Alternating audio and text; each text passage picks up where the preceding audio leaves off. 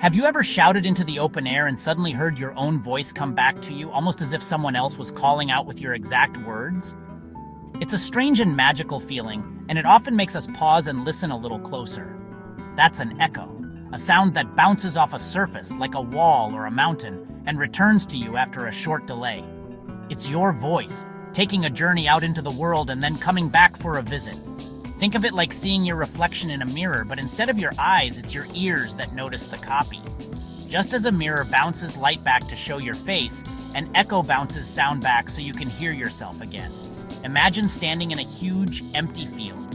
When you shout, your voice travels outward, but there's nothing for it to hit, so the sound just fades away into the distance, never returning. But if you stand in front of a tall cliff or a solid wall, your shout has something to bounce off. The sound waves hit the surface and come right back to you, creating that familiar echo. The sound can't pass through the rock, so it rebounds, just like a ball thrown against a wall. The harder and smoother the surface, the clearer and stronger the echo will be. That's the echo you hear, a copy of your own voice, coming back from the world around you. Sometimes it's so clear, it almost sounds like someone else is answering you. The word echo actually comes from an ancient Greek myth. Echo was a mountain nymph who could only repeat the last word spoken to her, forever reflecting the voices of others, just like sound bouncing back to us. For a clear echo, the surface needs to be far enough away, usually at least 17 meters, so your brain can tell the difference between your original voice and the returning sound. If the wall is too close, the echo blends with your voice and you might not notice it at all. An echo is like a delayed copy of your original sound, taking a little trip out and back before reaching your ears. It's a reminder that sound travels, bounces, and can return to us in surprising ways. The further away the surface, the longer it takes for the echo to return. In deep canyons or wide valleys, you might even hear your echo several seconds after you shout. This simple idea helps us understand how sound works, not just in nature, but in places like concert halls and theaters, where echoes and reflections shape the way we hear music and voices. Echoes aren't magic, they're sound reflections, happening all around us every day. In cities, tunnels, and even parking garages, echoes shape the way we experience sound. Next time you hear your voice come back to you, remember, it's just sound on a round trip, bouncing off the world and returning for you to hear again. It's a playful reminder of how sound moves and interacts with everything around us. Echoes are nature's way of repeating what you say, turning your words into a brief duet with the landscape itself. And that's the wonder of an echo, a simple, beautiful reminder that our voices can travel, return, and connect us to the world in unexpected ways. So what is sound? It's something we experience every day, but rarely stop to think about. Whether it's music, laughter, or the honk of a car, sound is all around us, shaping our world in ways we often take for granted. Sound is actually energy traveling in waves. Imagine the way ripples spread out when you toss a stone into a pond. But instead of moving through water, sound waves travel through the air, carrying energy from one place to another. When you clap your hands or shout across a field, you're causing the air around you to vibrate. These vibrations are tiny, rapid movements of air molecules, and they're the starting point for every sound you hear. These vibrations spread out in all directions as invisible waves, moving away from the source. Even though you can't see them, sound waves are constantly traveling through the air, bouncing off objects and filling the spaces around us. Think of it like a row of dominoes falling. Each domino knocks into the next, passing energy along the line. The air itself doesn't travel far, but the energy moves quickly from molecule to molecule. Your ears are specially designed to catch these vibrations. The outer ear funnels the sound waves in, and tiny parts inside your ear turn those vibrations into signals your brain can understand. That's how you recognize a friend's voice or your favorite song. For an echo to happen, sound waves need to hit something solid, like a wall or a mountain. When you shout, your voice sends out sound waves that travel until they meet a surface. These waves move incredibly fast, about 343 meters per second in air, which is over 1,200 kilometers per hour. They keep going until they hit something that changes their path. Soft things like thick curtains or carpets absorb sound waves. That's why rooms with lots of soft materials feel quieter. They soak up the energy, stopping echoes before they start. Hard surfaces like concrete walls or rocky cliffs don't absorb much sound. Instead, they reflect the waves back, sending them in a new direction, sometimes right back to you. That's when you hear an echo, a delayed version of your own voice, bouncing back after hitting a distant surface. The bigger and emptier the space, the clearer the echo. Imagine throwing a bouncy ball at a wall. The ball hits the wall and comes right back to you. Sound waves do the same thing, bouncing off hard surfaces and returning to your ears. The reflected wave is what we call an echo. It's like a mirror for sound, showing you how energy can travel, bounce, and return. That's why empty rooms, gymnasiums, or canyons are perfect places to hear echoes. With fewer soft things to absorb the sound, the waves bounce freely and come back strong. The science of sound waves helps us understand not just echoes, but everything from how we communicate to how we design concert halls and recording studios.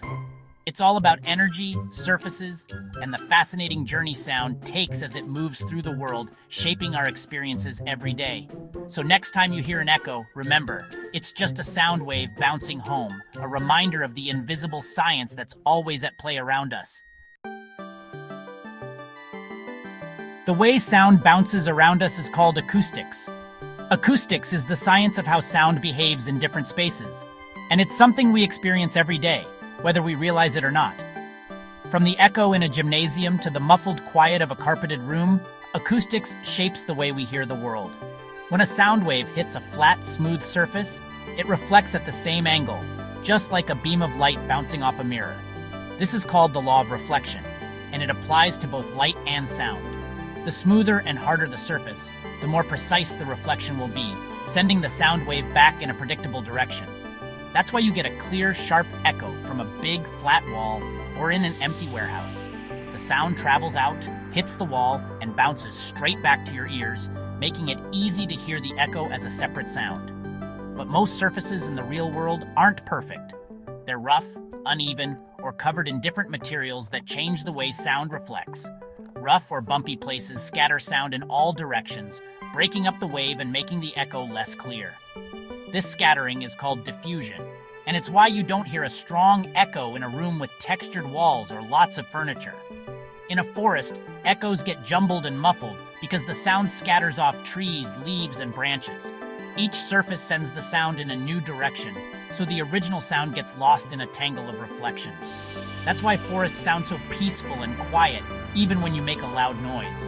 For a distinct echo, there must be a delay, about 1/10 of a second, between the original sound and its return. This delay is just long enough for your brain to notice the difference between the two sounds, so you hear them as separate events. If the surface is too close, you get reverb, not a clear echo.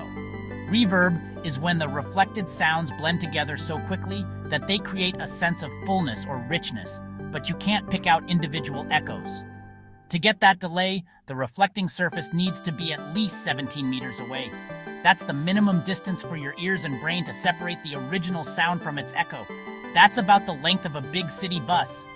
Imagine standing at one end and shouting. The sound has to travel all the way to the other end and back before you'll hear a true echo. Anything closer blends the sounds together, creating reverb. Anything further apart gives you that classic, crisp echo. That's why you hear echoes in canyons, gymnasiums, and empty halls, but not in your living room. This timing is why echoes sound so crisp and dramatic in big spaces like cathedrals, theaters, and canyons. The vast distance allows the sound to travel, reflect, and return with that satisfying delay. Acoustics helps us design spaces for the best sound, whether it's making music sound beautiful in a concert hall or keeping classrooms quiet and easy to hear in. Whether it's a canyon, a concert hall, or even your own bathroom, it's all about the bounce, how sound waves reflect, scatter, and fill the space. Echoes are the result of sound's big rebound, a fascinating dance of waves and surfaces that shapes the way we hear the world around us. Some of the best echoes happen in nature. Canyons, valleys, and mountains are perfect echo chambers. Shout across a canyon, and your voice travels, bounces off a distant rock face, and returns after a long delay. Sometimes you'll hear multiple echoes from different sides, like the mountains are talking to each other. In forests, echoes are rare. Trees scatter and absorb sound, making everything quieter and more peaceful. Over a calm lake, your voice can travel far, bounce off the distant shore, and return clearly. The water helps sound travel smoothly to the reflecting surface. Nature's landscapes shape the echoes you hear. Wide open spaces and hard surfaces make echoes dramatic. Forests and soft surfaces keep things quiet. Next time you're outdoors, try shouting and listen for nature's reply. Echoes reveal the hidden acoustics of the wild. Echoes aren't just found in nature. Big empty rooms are echo factories. Walk into a gym or warehouse, and every sound seems to boom and linger. Hard floors, brick walls, and high ceilings reflect sound, creating overlapping echoes. This is called reverberation, a wash of sound that slowly fades. Architects use acoustics to design concert halls and theaters, shaping sound for clarity. They use special materials and shapes to control echoes, making music and speech sound great. Sometimes echo chambers are built on purpose for science or sound effects. In these rooms, sound bounces for a long time, creating dramatic effects for movies or music. Whether by accident or design, echoes shape how we hear spaces. The science of sound makes every room unique. Caves are natural echo chambers. Rock walls reflect sound in amazing ways. In a big cavern, your shout can echo back, sounding deep and mysterious. Long tunnels create drawn-out echoes, while curved caves can send whispers across the room. Whispering galleries let sound travel along curved walls, carrying secrets from one spot to another. Old wells are like vertical tunnels. Shout down and your voice returns from the depths. Deep wells create long, eerie echoes that seem to come from below. For centuries, echoes in caves and wells inspired myths and legends. Today we know it's just sound reflection, but it still feels magical. Echoes in these places remind us of the world's hidden wonders. Even when you know the science, the effect is unforgettable. You can explore echoes at home with a simple experiment. Grab 2 cardboard tubes and a hard surface, like a book or wall. Set the book upright and point both tubes at the same spot, forming a V shape. One person whispers into a tube, the other listens through the second tube. The sound travels down, bounces off the surface, and into the listener's ear. Try changing the angle to see how the sound changes. You can use a ticking clock instead of a friend to test it solo. This experiment shows how sound can be directed and bounced just like in a whispering gallery. With simple tools, you become a sound scientist at home. Echoes aren't just fun, they're useful. Sonar uses echoes to map the ocean floor. Ships send out sound pings and measure how long the echo takes to return. This helps us find underwater mountains, shipwrecks, and even schools of fish. Animals like bats and dolphins use echolocation to see in the dark, finding food and navigating. In medicine, ultrasound uses echoes to create images inside the body, like seeing a baby before it's born. High-frequency sound waves bounce off organs, and computers turn the echoes into pictures. This technology helps doctors diagnose and treat patients safely. From nature to technology, echoes help us explore and understand hidden worlds. The simple idea of a sound bouncing back has changed how we see, hear, and heal. Echoes are a bridge between science and everyday life. From canyons to cardboard tubes, echoes are everywhere. They're simple, just reflected sound waves, but they create amazing experiences. Echoes help us understand the invisible world of sound. Shout in a big space and you're measuring distance with your ears. Echoes connect us to nature, science, and technology. They inspire architects, engineers, and doctors. Even animals use echoes to survive. Next time you hear an echo, remember, it's science in action. Echoes are a puzzle, a tool, and a source of wonder. And that's what makes echoes so cool.